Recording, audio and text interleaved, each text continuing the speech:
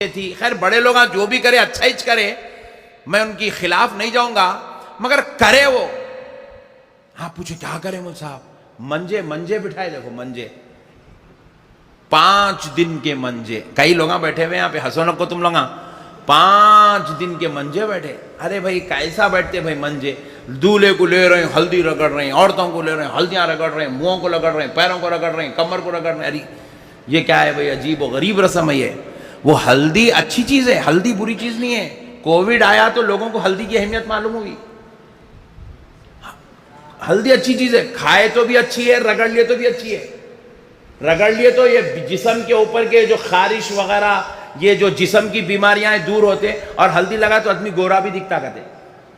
ہاں جی, اس لیے وہ 3-4 دن ڈال کے رگڑتے رہتے, گوری دکھنا شادی کے دن بول کے. پہلے بیوٹی پارلر نہیں تھے نا. ہاں یہ بڑے لوگوں کے بہت حکمت کی چیزیں, یہاں پر ان کے خلاف نہیں جا سکتے نا. بہت سوچ سمجھ کے پلان کر کے کرو سے ہو. کیونکہ اس دن بچی کو دیکھنے, دلہن کو دیکھنے پورے خاندان والے, قبیلے والے, گاؤں والے, شہر والے پورے آتے. تو اس دن بچی اچھی دکھنا, دلہن کے جیسی دکھنا. 4 دن پہلے سے اس کو ہلدی لگاتے تھے, تو وہ دلہن کے حد تک اچھا تھا. اس کے بعد کیا کرے, دولہے کو بٹھا کے شروع کر دیے. تو یہ اب بیوٹی پارلر کا دور آ گیا. اب ہمارے بچے روزانہ لے رہے ہیں ہینڈ واش, پٹھا لے رہا, گارنیئر لپٹ رہا. لپٹے تو بھی گورا نہیں ہو رہا ہے, اوریجنل کالا ہے, خاندانی رنگ ہے, رگڑے تو نہیں جا رہا. اب ہلدیاں لگانے کی ضرورت نہیں ہے. اب یہ بیکار ہوگا بہت. اب اور آج کے زمانے میں ہلدی لگانے کے 5 دن, سانچ چک کا 6 دن, نکاح خانی کا 7, 8, ولیمے کا 8 دن. کون نکالتا بھائی 8 دن؟ کس کا نہیں ہے اتنا ٹائم؟ بولو آپ. 8 دن جانا آنا, دینا پنانا, کھلانا پلانا. بہت سگا بھائی ہے, سگی بہن ہے, بولے تو کریں گے.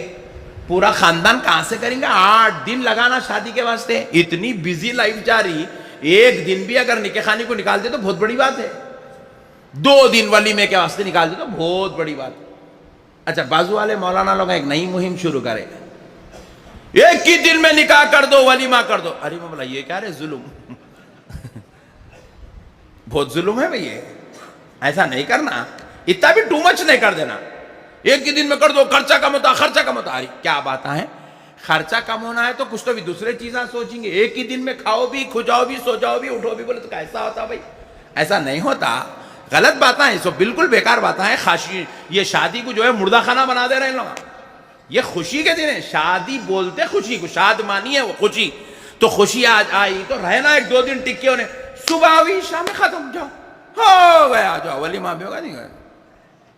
ایسا نہیں ہونا, ایسا نہیں کرنا. خوشی کے دن ہے, تم نہ کہو خوش, ان دونوں کو تو خوش ہونے دو. عجیب مہمہ چلاتے ہمارے لوگ. بھی کیسا سوچتے, بیٹھ کے نئے پوائنٹا نکالتے پٹھے. صبح میں شادی, شام میں ولیمہ, لیو گمت. ایسا کیسا ہوتا بھائی؟ اتنا بھی کیا ٹو مچ ہے بولو آپ. یہ سب بیکار بات ہے, ایسا نہیں کرنا. شادی کی خوشیوں کو رہنے دیجئے. فضول خرچی سے بچیے, برائیوں سے بچیے, گناہ سے بچیے, گندے کام سے بچیے. جتنا ہو سکتا ہے اس کام کو اچھے سے اچھے انداز میں, کیونکہ یہ ہمارے آقا کی سنت ہے, ہمارے نبی کی سنت ہے. ہم اس نبی کی سنت والے عمل میں شیطانی طریقے کو داخل نہیں کریں گے, شیطانی طریقے کو داخل نہیں کریں گے. انشاءاللہ تعالی جتنا ہو سکتا ہے نیکی کے ساتھ, خیر کے ساتھ, بھلائی کے ساتھ, اللہ اور اس کے رسول کی رضا کے لیے ہم ان امور کو انجام دیں گے. اب یہ سب ہو گئے بات. پھر ایک بات بولتا ہوں, ہمارے پاس کیا ہو رہا, شادی کی بات آئی تو فضول خرچی یاد آ رہی لوگوں کو نہیں, اور خود جو ہے بڑے بڑے گاڑیاں لے کے پھر نہیں. کتنے کی ہے 40 لاکھ. کئی کو لیا اتنی مہنگی گاڑی 20 لاکھ میں بھی آتی تھی نہیں. اپنے معاملوں میں سب خرچہ ہو رہا, زبردست گھراں بن رہے ہیں, زبردست ٹائلز ڈال رہے ہیں گھر کے اندر. ایسا کون سا ٹائل ہے میاں؟ اٹیلین ٹائلز ہے مولانا. او ماشاءاللہ. کیسا فٹ ہے؟ 750 روپے فٹ.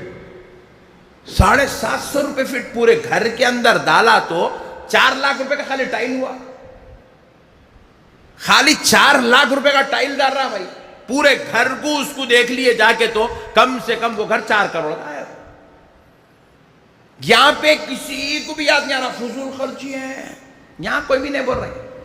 تو فضول خرچی کو خالی شادی کے موقع پہ ہی مت سوچو، ہر جگہ فضول خرچی سے بچنے کی کوشش کریں، کیونکہ اللہ تبارک و تعالیٰ قرآن میں یہ نہیں فرمایا شادی والی فضول خرچی سے اللہ ناراض ہوتا ہے، دوسری فضول خرچیوں کو اللہ نظر انداز کرتا ہے، نہیں فرمایا۔ اللہ فرما رہا ہے ان اللہ لا يحب المسرفین، فضول خرچی کرنے والوں کو اللہ پسند نہیں کرتا۔ تو لہذا جہاں جہاں فضول خرچی ہو رہی ہے، جہاں جہاں بھی اضافی خرچہ ہو رہا ہے، ہر وہ خرچے کی جگہ انشاءاللہ تعالی ہم لوگ اپنے آپ کو اس گناہ سے بچانے کی کوشش کریں گے، انشاءاللہ کریں گے نا انشاءاللہ۔ شادی والی خرچے ہو، دوستانہ میں خرچے ہو، ذاتی زندگی میں فضول خرچی ہو، میل ملاپ میں فضول خرچی ہو، تعلقات میں فضول خرچی ہو، معاملے داریوں میں فضول خرچی ہو، ہر جگہ ہم اس فضول خرچی سے بچ کر سمجھ رہے ہیں۔ بھائی آپ ذرا غور کیجئے، میرے آقا کریم صلی اللہ علیہ وسلم نے کسی بھی سنت کو میری سنت نہیں کہا۔ آپ نماز میں 2 رکعت سنت پڑھ رہے ہیں، حضور یہ نہیں کہہ رہے ہیں فجر کی 2 رکعت سنت میری سنت ہے، نہیں بولے سرکار۔ آپ ٹوپی پہن رہے ہیں، امامہ بن رہے ہیں، اسلامی لباس پہن رہے ہیں، رسول اللہ کی سنت ہے، مگر حضور نے خاص طور پر اس کو آئیڈینٹیفیکیشن نہیں کروایا کہ یہ میری سنت ہے۔ غور کیجئے گا، راستے سے جاتے جاتے کانٹی پتھر ہٹا دینا یہ بھی میرے آقا کی سنت ہے، مگر حضور نے اس کا تعارف میری سنت ہے کہہ کر نہیں کروایا۔ لیکن جب بات نکاح کی آتی ہے، ہر سنت کی طرح نکاح کرنا بھی ایک سنت ہے، مگر مدینے والے آقا اس سنت کے بارے میں کہہ رہے ہیں خبردار میرے امتیوں، یہ میری سنت ہے۔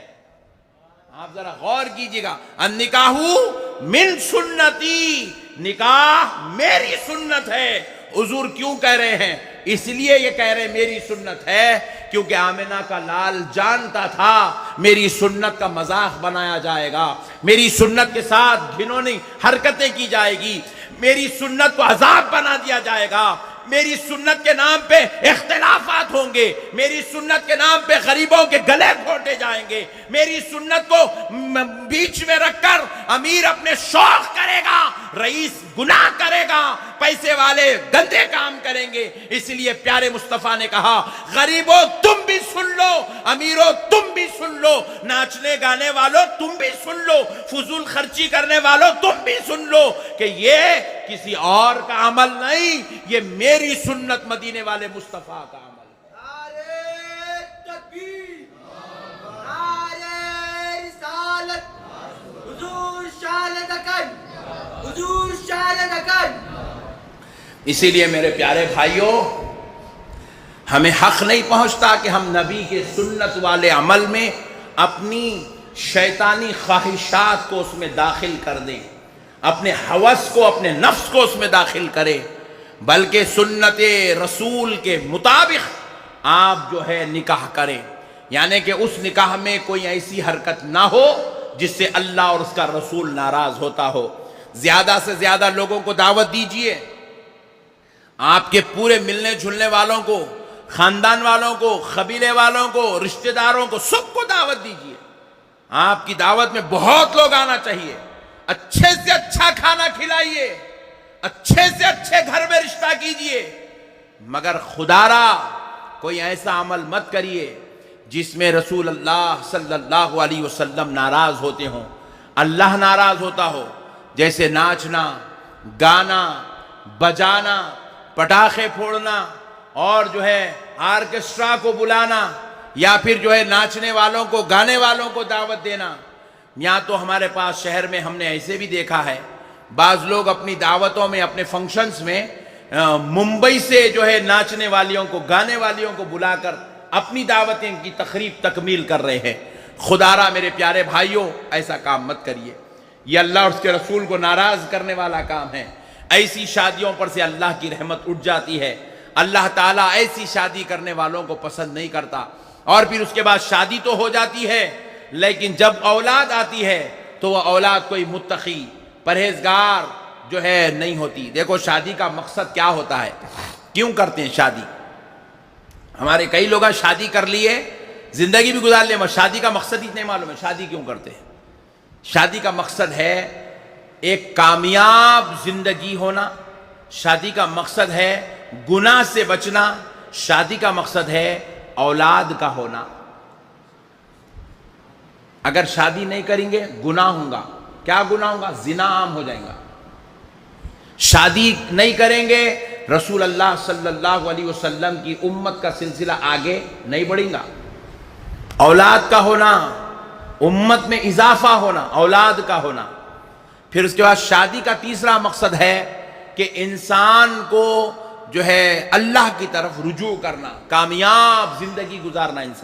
انسان اگر اکیلا ہے تو آپ دیکھیے اس کی زندگی کامیاب نہیں ہے. اس کے کپڑے کون دھونا، ایک سوال پیدا ہوتا. اس کے لیے کھانا کون پکانا، ایک سوال پیدا ہوتا. اس کا خیال کون کرنا، ایک سوال پیدا ہوتا. بیمار ہو گیا اس کی جو ہے تیمارداری، اس کی خدمت کون کرنا، بہن کتنا بول کے کریں گی، اماں کیا بول کے کریں گی، بیٹی تو ہے نہیں تو پھر اب ہوں گا کیا. تو اسی لیے کہا گیا کامیاب زندگی کے لیے نکاح کرنا ضروری ہے. تو بیوی ہوتی ہے تو انسان کا پورا خیال کرتی ہے، اس کے کھانے سے لے کر، اس کے کپڑے سے لے کر، اس کی خواہشات سے لے کر، اس کے گھر بار سے لے کر ہر کام اس کا پورا انجام دیتی ہے. اسی لیے کامیاب زندگی کے لیے، اللہ کی رضا حاصل کرنے کے لیے نکاح کرنا ضروری ہے. مگر میرے پیارے بھائی، ان چیزوں کے لیے انسان جب نکاح کرتا ہے تو نکاح کو بالکل شریعت کے مطابق جتنا ہو سکتا ہے آسان سے آسان کریں، فضول خرچیوں سے اجتناب کریں. ایک رسم اور بھی جو ہے ہمارے پاس چلتی ہے، بہت پرانی ہے. وہ کون لائے، کئی کو لائے، کیا وجہ